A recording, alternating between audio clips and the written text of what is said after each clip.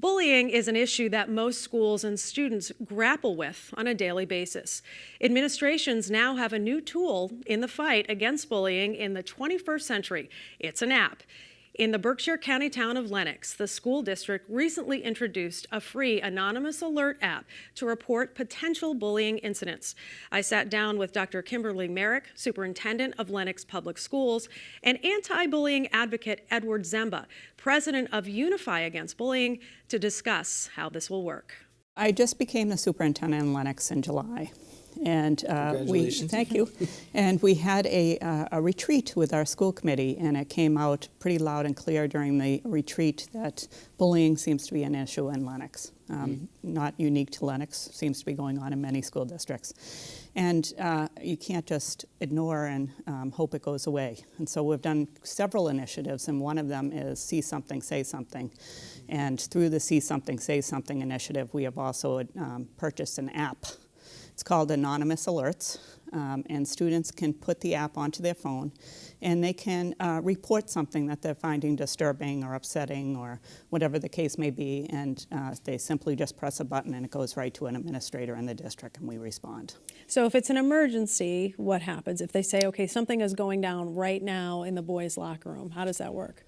So if that were the case, then the building administrator would try to follow up with the person who sent the alert to get some more information, and if they didn't wish to respond, then he would go to the location, he or she would go to the location where the person was reporting the event, and either intercede or investigate or follow our procedures and policies that we already have in place in Lenox. And if they want to be known, they can say, Absolutely. This is, John B., and I'd like to talk to somebody more about this. That's absolutely correct. So how is it working? It's very bumpy. So like every rollout that I've ever done, I think in my career, it's always bumpy in the first couple of weeks, and we are in the very early stages of this. And much of it is around educating the students about what is appropriate to report and what isn't appropriate to report. So if your teacher is giving you too many quizzes, that's not something that you report on anonymous alerts, and we have had several of those. But if a student is having a problem with drugs and alcohol, is suicidal, if they have firearms in their house, these are things that we want to hear about, and we have already had such reports, actually. You have.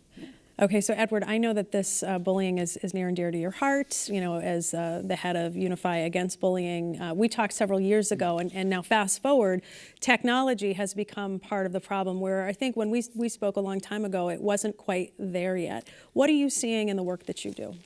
Well, first off, thank you very much again for having us here. This is what it's all about. It's getting the conversation going, getting administrators, teachers, students just opening up and having the conversation. So I can't say enough kudos to Lenox for taking this on, implementing a program like that. And it is going to be bumpy, as you know, but that's, my father always liked to use the phrase imperfect progress beats perfect paralysis.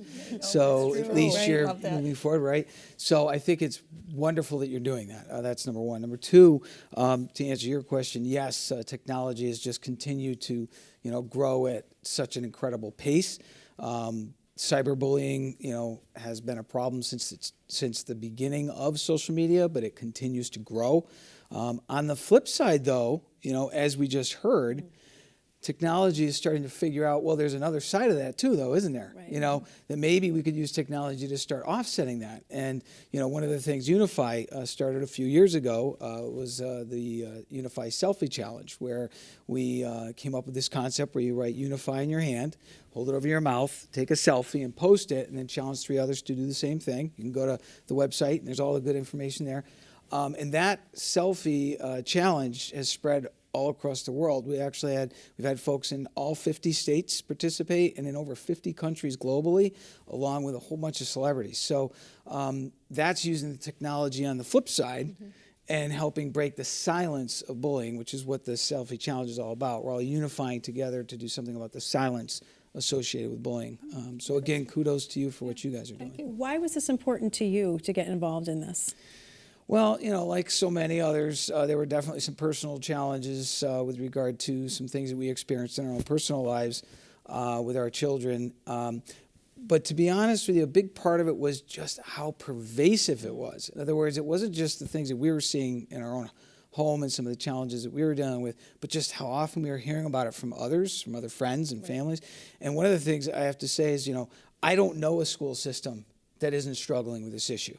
I don't, okay? Every school system I know, they're working hard at it. They're doing all these wonderful different things, but it's a real challenge because there's a significant education component to exactly what was just discussed, which is how do you define bullying, okay?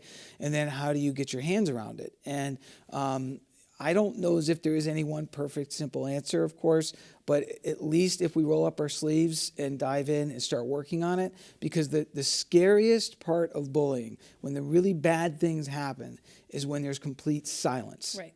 That's when you have things that nobody even wants to talk about, okay?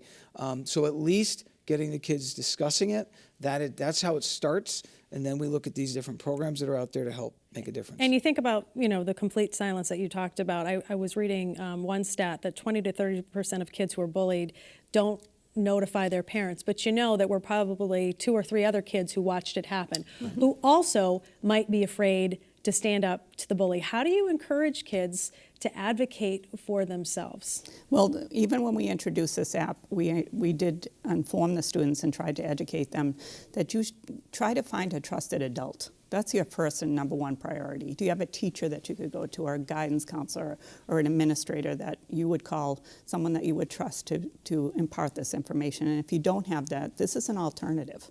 This is a different way that you could go about it, and you can be anonymous.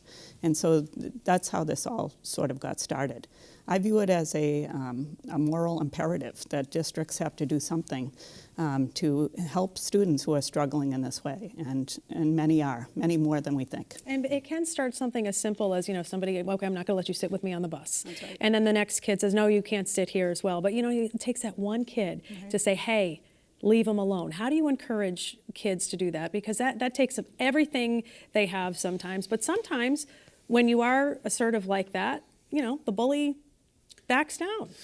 And that's a great observation. So we're big on in Unify Against Bullying about expressing the message of empowerment. So it's very easy to fall into a message of victimization. Okay, and there is a victim piece to this. Don't get me wrong, especially with some children who go home to a household that, unfortunately, for whatever reason or another, doesn't provide them really any support, right. And they end up coming into an incredibly difficult circumstance in school, and they don't have a place to go home to get sort of re-energized, and then on top of it you have that constant drumbeat of social media.